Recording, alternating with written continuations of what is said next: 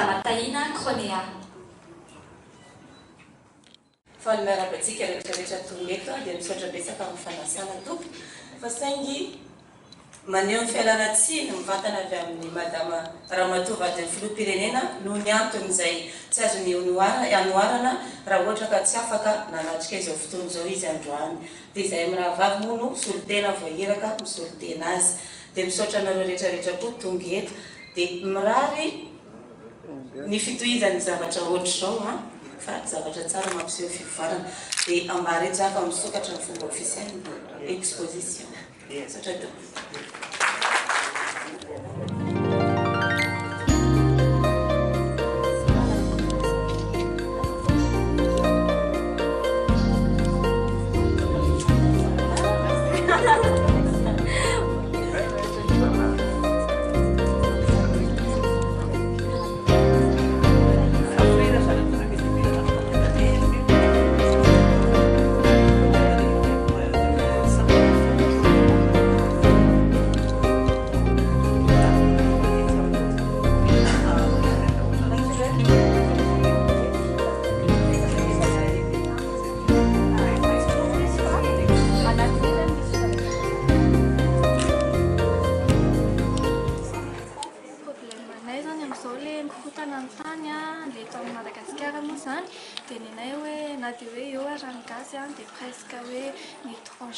Tena vidiny entanay satria intéressé kokoa amin'ilay produit malagasy izy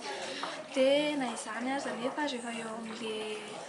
vacances ireny tena betsaka mihitsy ny étranger mankaty aminay. Dia izay koa moa efa manana ny boutique any any Paris madamanay zany no représenté anazy ilay tena tompon'ity orinasy ity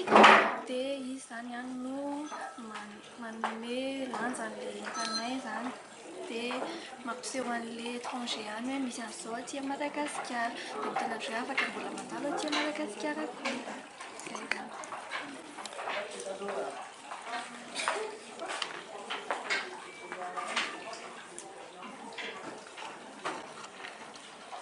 Produit fitazonay ilay produit création anay manokana daholo ireo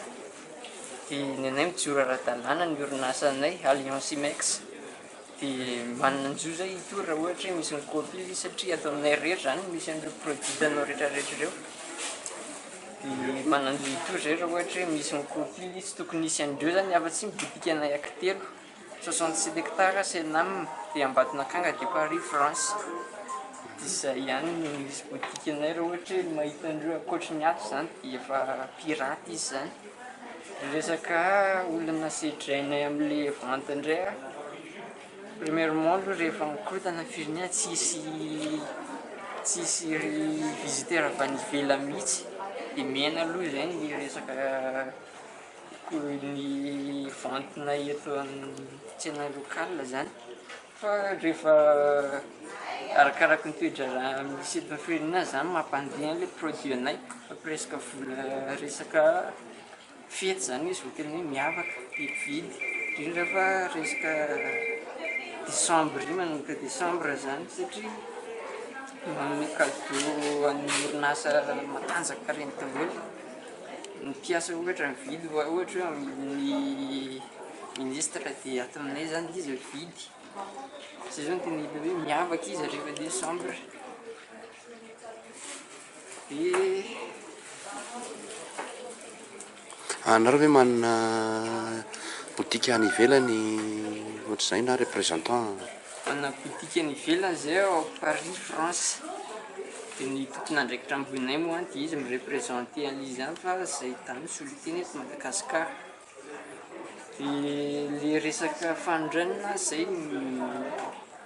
manondra zay fa any France ihany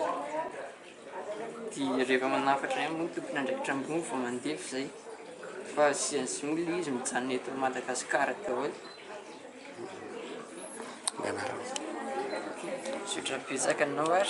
Ity salon de la décoration et des métiers d'art dia andiany voalohany natao salon voalohany indrindra koa nikarakarana momba ny resaka fanaingona anaty trano fanaingona ivelan'ny trano jardin na sy ny resaka taozavatra mandritry ny 3 andro izy ity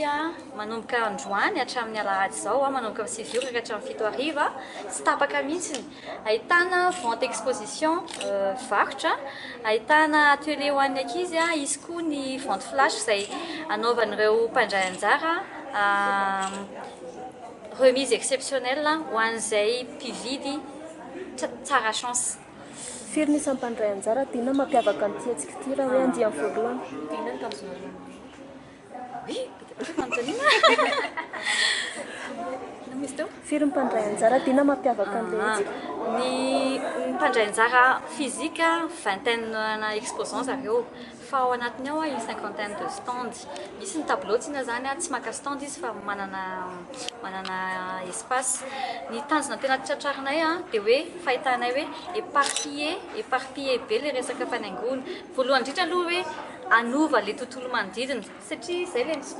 slogan eritreretinay hoe si on peut pas changer le monde pourquoi pas changer le décor atomboka manomboka ao tokantrano aloha ny fanovana zavatra kely anankiray fotsiny miova mihatsara dia mihatsara manodidina anao izay no tanjona voalohany fa faharoa koa dia ampionana anareo manampaizana manokana momba ny fanaingona sy ireo mpakafy amoureux passionnés de la décoration. Ina zao tena mbola olona sitraireo ny olana sedrain'ny mpandray anjara zay angamba ny tena zareo mahafantatra raha fahalalako anazy zao fotsiny dia hoe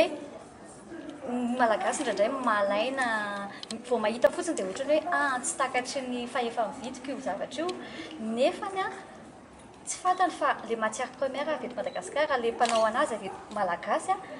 zakany malagasy iray avy le zavatra vita na dia tena hoe hita mihitsy ary hoe afaka mifampitaha amin'ny any ivelany